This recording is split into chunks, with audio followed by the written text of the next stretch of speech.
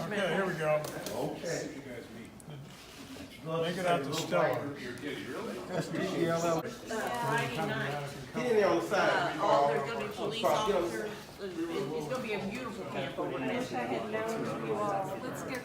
Hold it before you come out.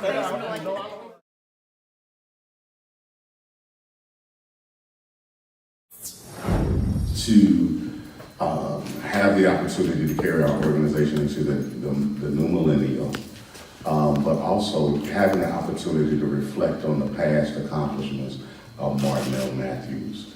So I honor Mr. Mathews, and we have this book as a token of the undying service. We were talking about in the green room how many people he's gotten hired in St. Louis, how many organizations he was able to establish. He is one of our most historical and iconic leaders in St. Louis. And so we thank you all for supporting him. At this time, I'd like to bring up Don Marsh. He will be having conversations with Mr. Mathews. Thank you very much.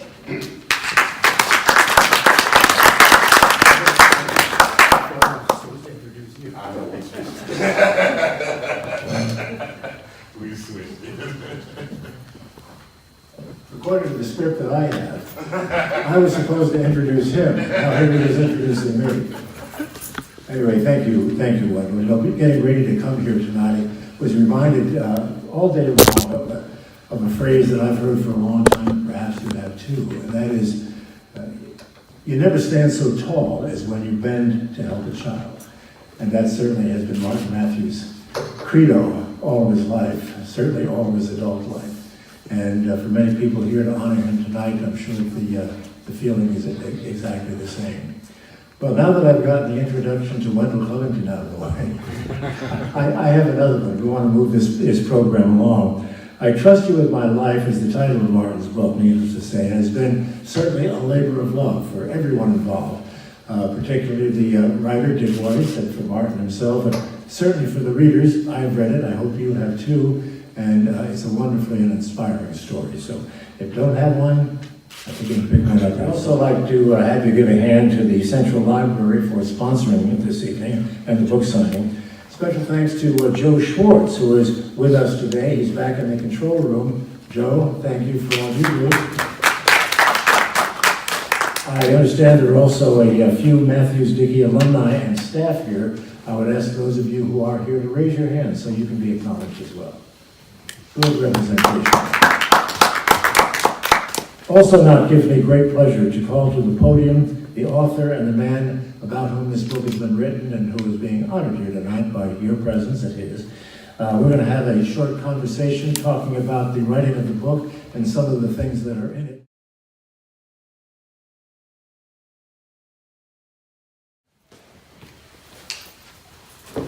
Martin Mathews is the co-founder of the Mathews-Dickey Boys and Girls Club. Can you hear me all right? Can you hear me in the back? Yes. Apparently it's okay. They can hear me in the back. And Dick Weiss is the author of the book that we're talking about tonight. But we'll spend a little time talking about some of the things that are in it.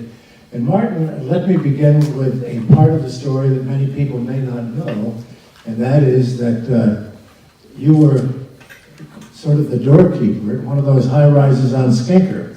And how did you get from there to the Boys Club? Well, it's kind of unusual you would say that because 625 was a millionaire apartment.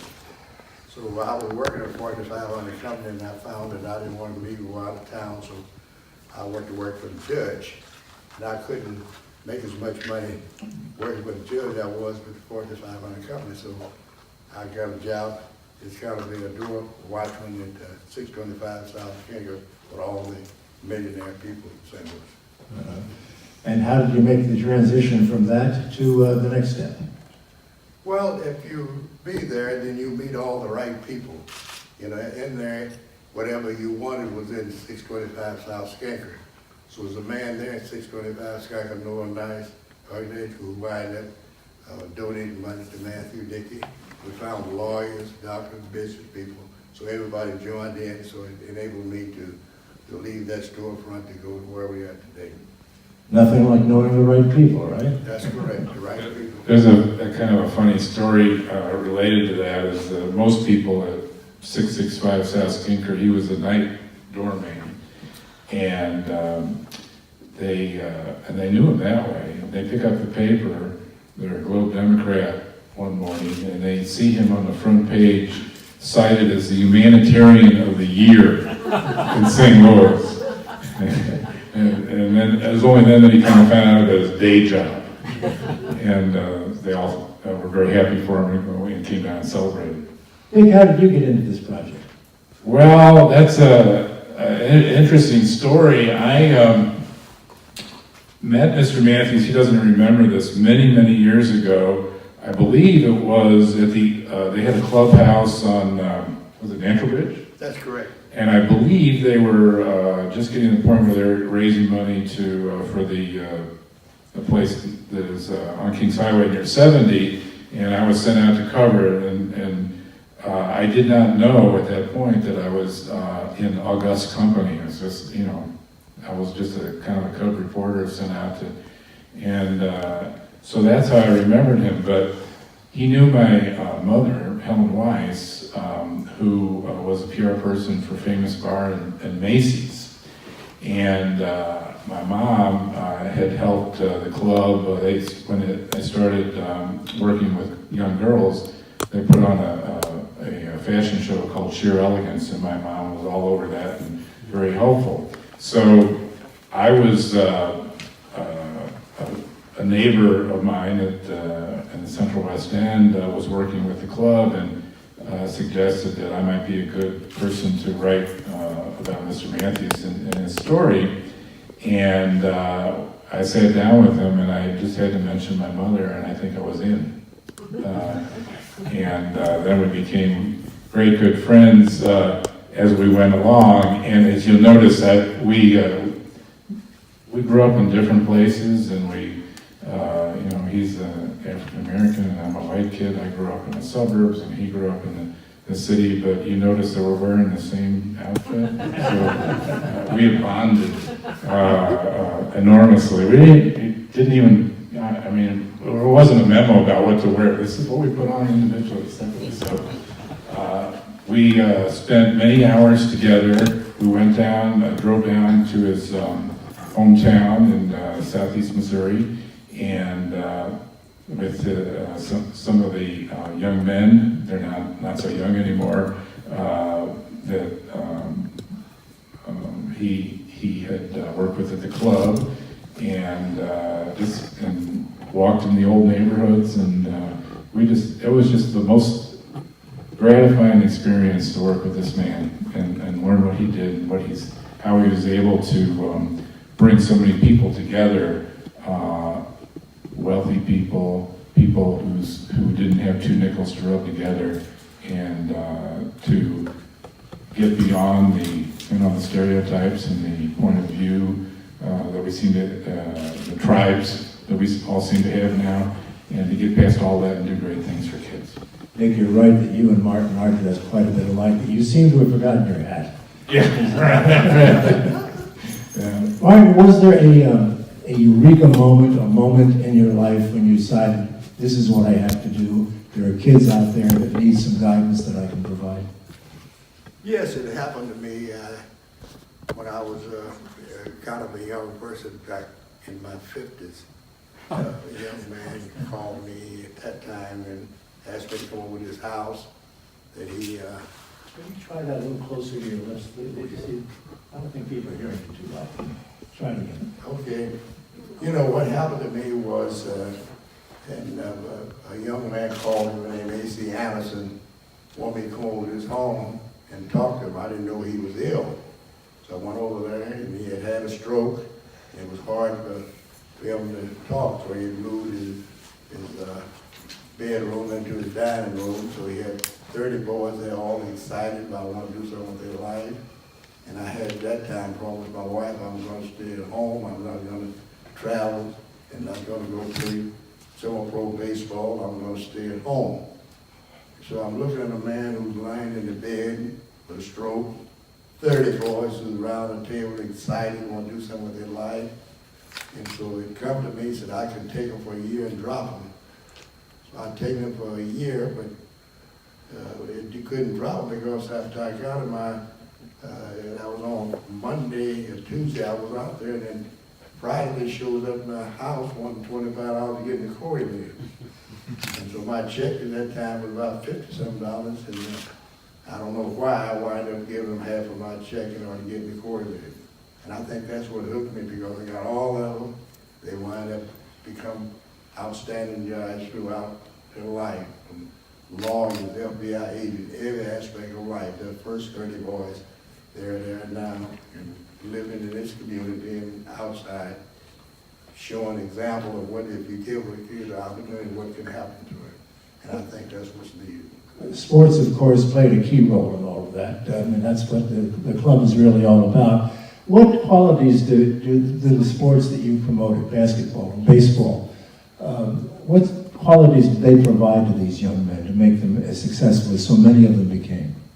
Well, I think determination, and if you've got talent and you got determination, you get an education, you can do anything in America.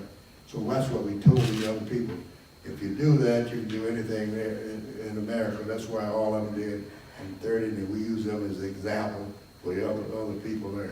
There's millions that wind up being now successful because of those first 30 boys.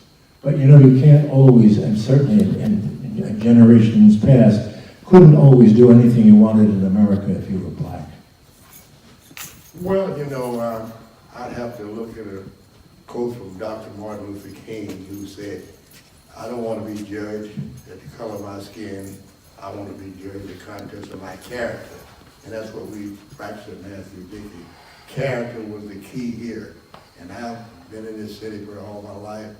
I've been able to keep all the stuff they talk about because they gave me an opportunity to be some of the most top people in this city that supported me. So I was able to do it because they began to judge me by the context of my character. Dick, you've met many of the people that have gone through the program. What dots would you connect about the similarities between those that you've talked to who worked with Martin Mathews? Well, when I signed up to do this project, I was anticipating interviewing about 24 people. And Mr. Mathews would call me and he'd say, "I want you to talk to this young man, he needs to be in the book." And I said, "Okay." And I called the young man, and often the young man was 65, 75 years old. And I guess when you're 93, they do seem to be kind of young. But I would talk to these young men, and they just had remarkable stories. And we often talk, when we think about the civil rights struggle, we think about civil rights marchers facing fire hoses and dogs, and it was really dramatic stuff. But what struck me about the common denominator about so many of these young men, and some of them actually were very young, that I talked to, is how creative they are and had to be to meet the challenges that they faced in living in St. Louis, frankly. St. Louis is in the 50s and the 60s and well into the 70s, a very difficult town to be a person of color in. I had no idea. I lived in University City, 63130. A lot of these young men lived in 63106 in the Ville. The research shows that people who grow up in that part of town, because of their lack of access to lots of facilities, live 18 years less than people who in 63105, which is right next to the community, Clayton, essentially, where I lived. It's just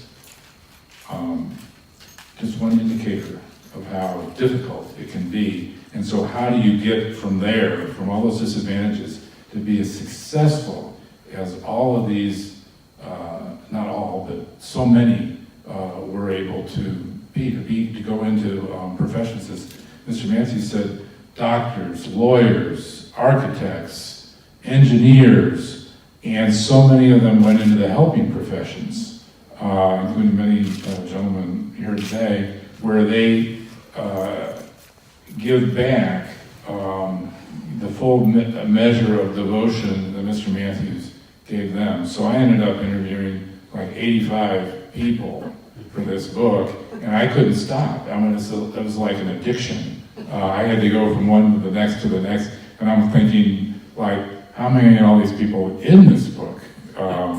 There were a few that didn't that hit the cutting room floor, but we managed to work in a lot of folks.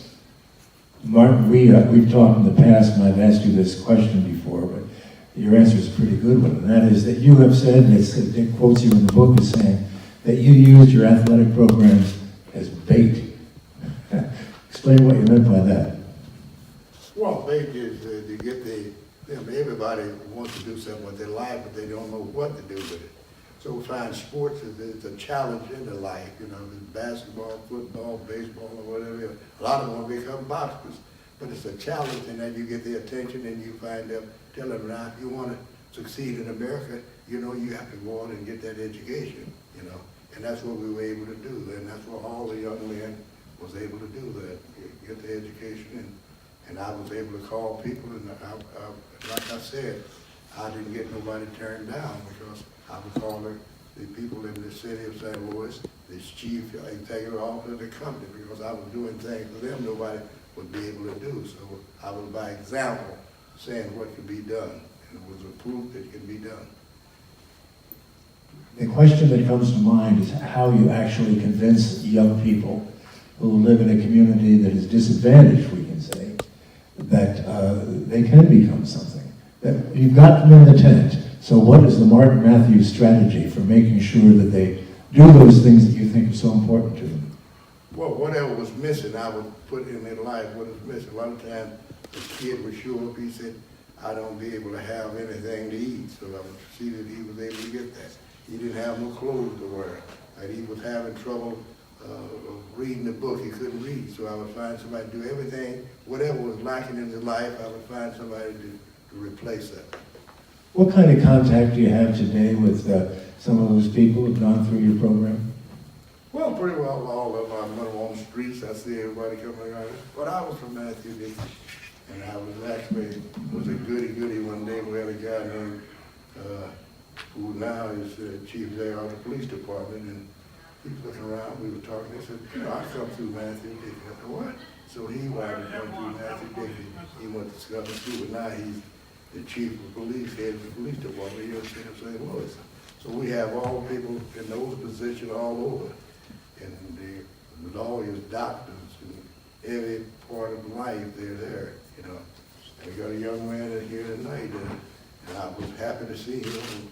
He's one of the mainstream guys in here. I think he's in here somewhere in here, named Gerald Brooks. He was There he is. his library over here, so that made me feel good, We got a lot more doing things, but the died I wouldn't expect. He's a young man here now. He's one of the top guys in the library. We have some women in the audience tonight, and they might be thinking, and perhaps some of the men too, why did it take you so long to go from the Mathews-Dickey Boys Club to Boys and Girls Club? To add women in? Yeah. We always had them there, but didn't have no funds for them. So for one day, a man named Big Charlie Rubrick, he's passed on, he called me, he wanted to have lunch with me. So he had lunch with me, he said, I've been reading a book. Most of the girls, the inner city girls, are going to get pregnant before they finish high school. What can be done about it? And help that. I said, I don't know about that, but I'll tell you what, something like that, I wouldn't tackle unless somebody give me 6 figures. He said, I'm not going to give you no answer on that, but I'll let you know. And 2 days later, he shows up with 20 women, all of them at $5,000 checks. So that's how the girls got there. $5,000, $5,000 check. That'll do it every time, I think. Right. Pretty close to. Dick, could you expand on that? I won't ask Martin Mathews this question, but talk a little bit about his ability to put the arm on people for some fun. Well, he over a period of years, I don't exactly know how the magic worked, because if I knew, I would be a wealthy man, because I make a lot of money, but he was the way he would approach people was, the first thing was not, can you help me, is what can I do for you? How can I help you? And so it's like he's making a deposit, and it's gaining interest. And then every so often he'll make that withdrawal, and everybody's willing to do that. So he meets, I think the key moment, and I'll tell you, is that he met a guy, Al Fleischman. He hears that Al Fleischman, who was sort of invented public relations in this town. I'm not even sure the word that term was out there. And so he's a big guy downtown, and he's got the Anheuser-Busch account, and Al's being interviewed on KMOX radio, and Mr. Mathews picks up the phone and makes a cold call, and he says, this is Mr. Martin Mathews, and I'm trying to, I want to put together a program for kids, and I'm wondering if I can meet with you. And Fleischman says, I don't work that way, hangs up the phone. But he checks out Mr. Mathews with people he knows in the community, and everybody's saying, this guy is terrific. And Mr. Mathews, or Fleischman, calls him back up and he says, well, let's talk. And then next thing you know, he's in a room with August Busch and Chuck Knight. August Busch of the brewery, Chuck Knight of Emerson. Mr. Mathews lays out a vision, and they're still not quite believing it. And he says, well, how much money you got? He said, he wanted to build a new clubhouse. He said, how much money you got? He said, how much did you have? 100,000? 147,000. 147,000. They said, they can't believe it because he's raised his money on bake sales, essentially, and potluck suppers and so on. And so he says, well, you're getting a lot more money than that, but you need to prove to me that you really have that money. And Mr. Mathews goes to the bank and actually has them do cashier's checks. The next time he meets with them, he puts them on the table and he says, this is what I got, and I can prove it. And after that, his word was always his bond. Whatever Mr. Mathews said he would do, he did. And that actually came right down to creating the club. For his first players wanted new uniforms, and because all the other kids, had nice uniforms, and Mr. Mathews promised he'd have them. And of course, he had no idea how he was going to get the uniforms. And he went to Bob, what was that guy's name? Bob Russell. Bob Russell Sporting Goods, and he said, can you kind of loan me some money till I can have enough barbecues and bake sales to pay you back? And Bob Russell did, and he paid Bob Russell back every penny. So that's how he operated, and everybody just thought, that they'd do anything for Mr. Mathews. And I knew this was the case because whenever I'd call some very busy people, some of them celebrities, and I said, Mr. Mathews, I would get a call back like in 5 minutes. What can I do for you? That's how it worked with him. Well, Martin, you must have had a few good laughs leaving some of these meetings with the promise of sufficient funds to keep this whole thing going, meeting with these powerful, powerful men. Well, what you have to do is be example, and I was very fortunate to meet the right people in this city. And that's what made me stay here in this city, because I could have been anywhere in the world, because I worked for a Fortune 500 company. So when they left the city, they offered me a job in the city I want to go, but I wanted to stay here to help these young people here, because I got ingrained with them, seeing what they really need to be done. But getting back to what he just said here, I think what you have to do be example of that. So I had to redo the CIA. And what I said, in order to be able to be here, you have to have credibility, integrity, and accountability. And that's what we had to create at Mathews-Dickey, because otherwise people will not believe in if you tell them one thing, but if you can't deliver, here. And that was something to pass along to the young men and women that have gone through the program, right? That's correct. Right. Explain the title of the book, Dick. I Trust You With My Life. So these were the children, the first group of kids would come to Mr. Mathews' house, and he was working, and they couldn't wait to go out and play ball with Mr. Mathews. He was like more than a coach, he was like another daddy to them. And he was a daddy who, unlike there were other daddies, some of them who had passed on, but many were working 2 jobs, just couldn't spend a lot of time with their kids. He was able to play with them, essentially. And he would sit on his porch, and he would, and the other thing is, we've noted before, he was such a great listener. And so these kids would just open up to him. And so comes this, so many kids who grew up into adults said, I trusted him with my life and could confide in him and tell him their problems, and then he would gently offer some advice. Always the advice would be to pushing them into getting more education and doing things that were, they would learn how to be a man, essentially. And if you don't mind, I want to read a page. We're talking about people in general, and I would like to talk about one person specifically, because actually you're going to hear from him in a minute. But this is an example of the kind of people who came up through this club and the way in which they were influenced by Mr. Mathews. And the man's name is Tom Sullivan. Many call him Tommy. He's the longest serving staff member, having started in 1973, and is currently serving as Senior Vice President of Sports and Operations, but I think you've actually got a promotion since then, haven't you, Tom? And Tom was born in September 1955 in Pocahontas, Mississippi, about 10 miles outside of Jackson, the state capital.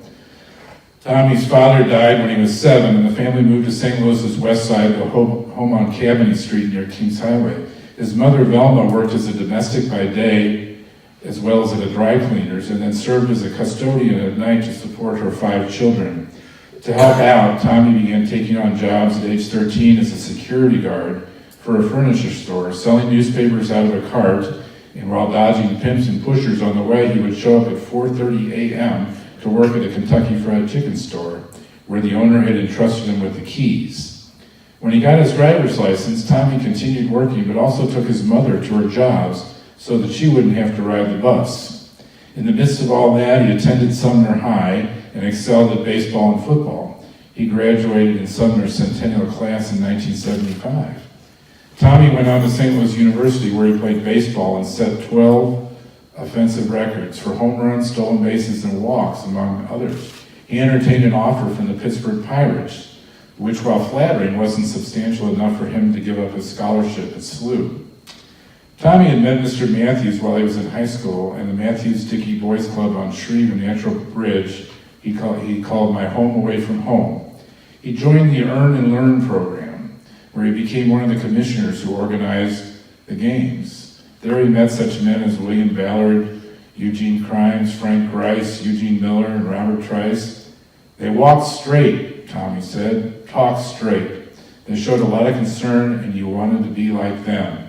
It gave me the idea that this was how you could be respected. I knew what I wanted to be, and it was something good. He joined the Earn and Learn program where young men could become commissioners. As a commissioner, Tommy learned not only to organize the leagues, but also to adjudicate disputes. I was being groomed and didn't know it, he said. When Tommy graduated from SLU, Mr. Mathews introduced him to a top executive, Anheuser-Busch, and on Mr. Mathews' say-so, and with his stellar performance at SLU, he got an offer to join AB's marketing department, but he turned it down. I love this. Number one, he said, I didn't drink beer. How could I tell anyone it tasted good? Number two, I hadn't paid back what I'd gotten from the club. Instead, he told Mr. Mathews that he wanted to work for Mathews-Dickey. The club hired him to work part-time in the beginning, but he put in 40 hours a week and more, creating new systems that, among other things, tracked admissions and inventory. I was making maybe $15,000 and managing 50 or 60 people on a payroll, he remembered. It was only several years later that Tommy was overseeing construction of the new club headquarters on Kings Highway and the installation of all the equipment that went inside it. He also took on the human resources function, establishing health plans and 401k benefits for the staff. Others who've worked for Mathews-Dickey have used it as a stepping stone to higher paying positions in the for-profit community, with Mr. Mathews' blessing and encouragement. But Tommy stayed. As a former athlete, he takes pride in every child's accomplishments on the ball field, but he is even more pleased with their educational achievements. I can count the big-time athletes on 1.5 hands, he said, but I can count the well-educated only with a calculator. He added, there's no greater man that I've been around than Martin Mathews. He's mentored and taught many people, but he and I have been together a very long time. It's only because of Mr. Mathews that I am here. Once he opened the door, that's all he had to do. I just want to protect him and to protect this organization. That's just one of 85 people I talked to, and there are hundreds more who are like that and who had lives like that. And, that's the magic. Tom will be up in a moment, as you indicated, but he certainly fits the Martin Mathews mold, doesn't he?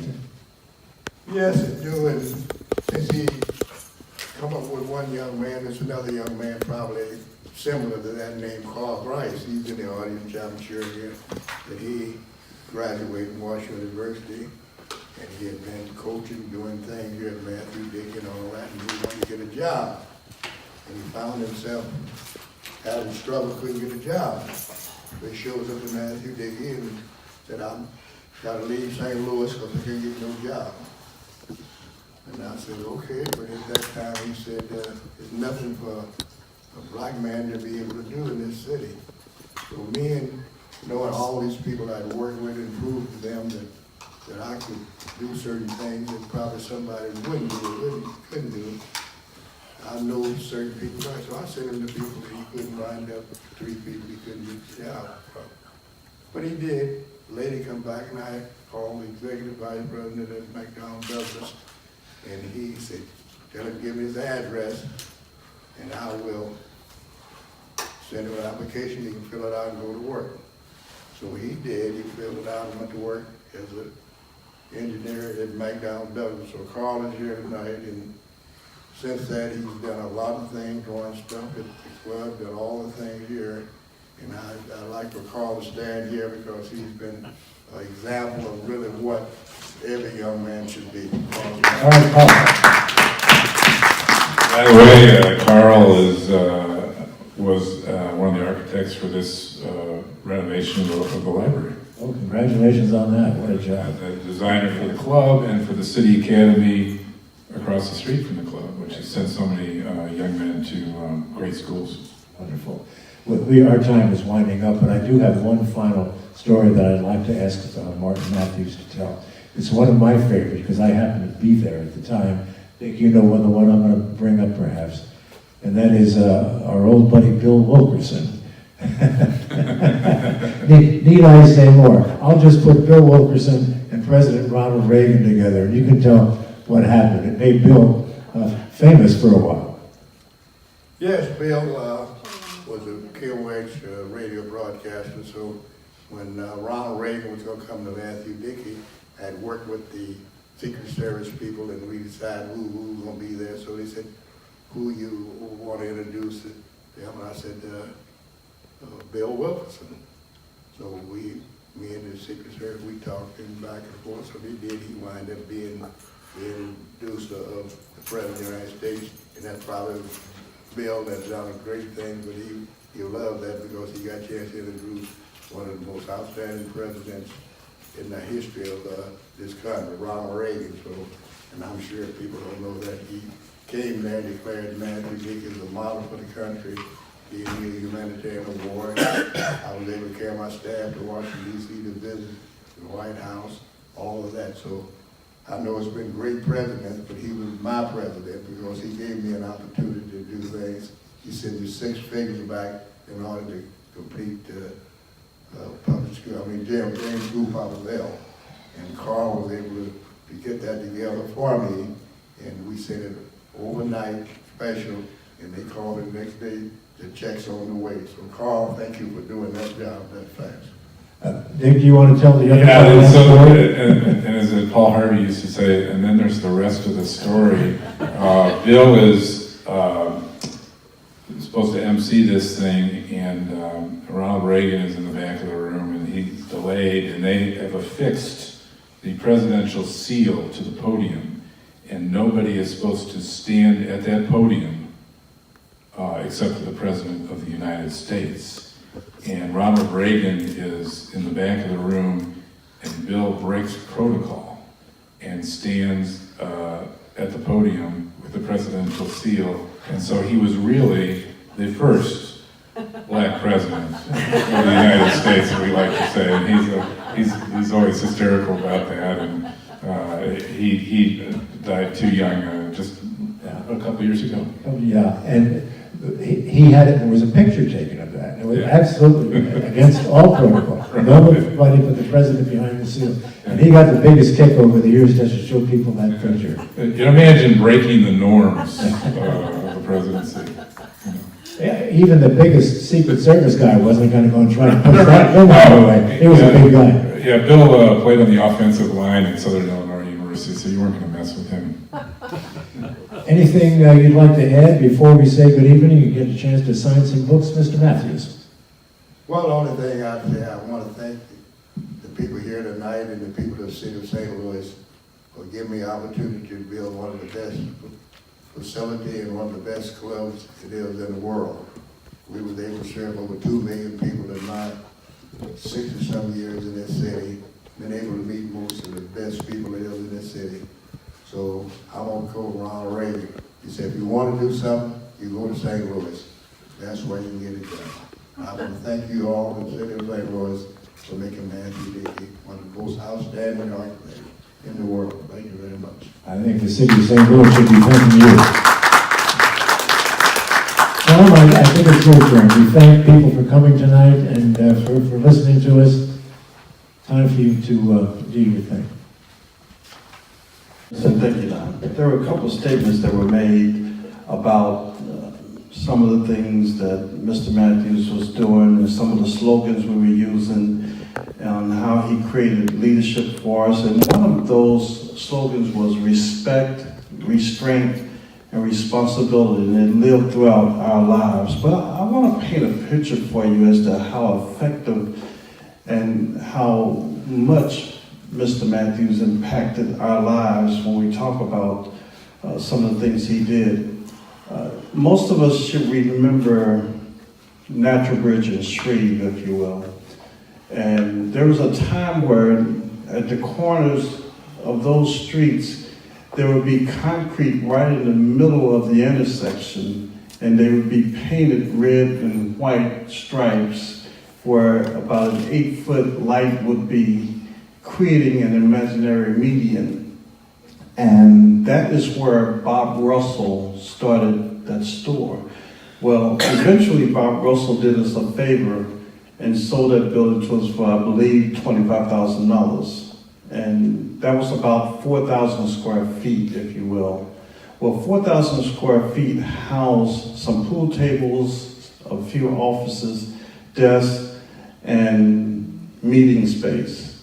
But in the evening time, and on a Saturday, we'd have anywhere from 60 to 75 baseball teams, and they would be lined up around the corner just like a bread line, where kids are getting in line, get uniforms, get equipment, and get things, and then we would go out there and we would fill the fairground, Handy, Tandy, all the city parks where no one would even be able to walk because we were just that busy staying out of trouble, being led by good men that would come from work, being tired, dressed in their khaki suits, and showing us how to play this wonderful game called baseball.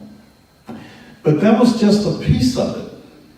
Those were the kids that wanted to play the game, and then those same kids would turn around and come back later that evening or later the next day or maybe on a Saturday and get in line again to get the opportunity to umpire games of children that were smaller and younger than they were.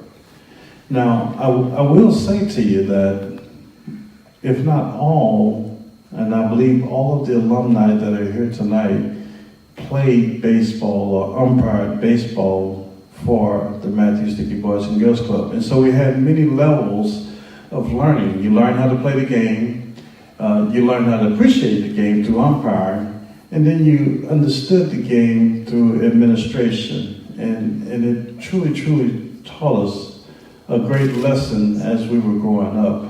It was tremendous. Don, again, I want to say thank you, and I want everyone else to give Don a hand for facilitating this, because he did a wonderful job.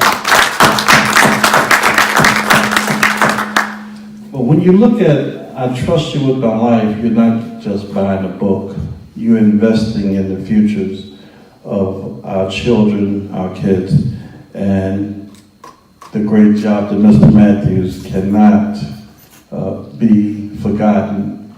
It's also an investment to kids becoming scholar athletes. We call it the hook. It is a hook, but it's more to it than just that, because you play the game and you're taught this discipline, you're given this responsibility, and you learn that that same game is played in the classroom. You compete for good jobs, good education, and the way you do that is by reading, learning math, and being the best that you could be in that classroom. And we learned it real quickly because we wanted to keep playing baseball. In order to keep playing baseball, our parents would, number one, we'd have to do our chores, and number two, we couldn't play until we finished those chores. And so it all connected for us. I also want to thank the Central Library for allowing us to make this night possible. We truly, truly appreciate this. And I'll say to you that Mathews-Dickey Boys Girls Club is a great organization. It's a legacy that's there, and now we're generating generations after generations after generation participated. My children participated in it, our alumni children participated in it. And I'll say that it's Carl Grice, even the photographer participated in our organization as Leon Algie. But there's Carl Grice, there's Harold Grice, there's Gerald Brooks, there's Everett Horn, and we all kept a smile on our face because we had young men and ladies that were protecting us and teaching us and showing us the way. So remember this night, and remember you can get a book online if you like. You can pay for it online, and we want you to share this with other people through LinkedIn, through Facebook, Twitter, any type of way you can, please, and spread the word for so that we can ascertain some of the great information and great things that Mr. Mathews did, because he gave of himself, and he gave of himself with no strings attached. That was the key. That was what really hooked us. You know, I met him at a time when I was just a baseball player that was competing, but he came along and all he did at that particular time was to hit fungals. And that drew me to the club. And then I saw what was going on. The building wasn't pretty. The building was actually dusty, but it was our building. The heat was terrible. The air conditioning was lousy, but it was our building. And the more time we spent in it, the more time we wanted to be with it, because there was something that was generated for us. I mean, when you look at our boxing area, it was like something out of the alley, but yet it had over 100 boxers. The baseball team had holy uniforms, but nobody played the way we played. We played with joy and high competition, which calls for the community to stand up for us and to do things for the kids through Mr. Mathews that seemed to be impossible, but it did happen.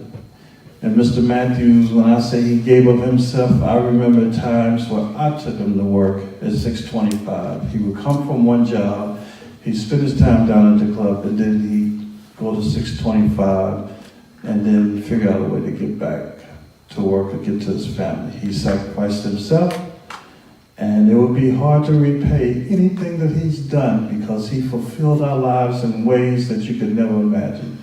And so, in lieu of that, Mr. Mathews, we thank you, and we thank you very, very much.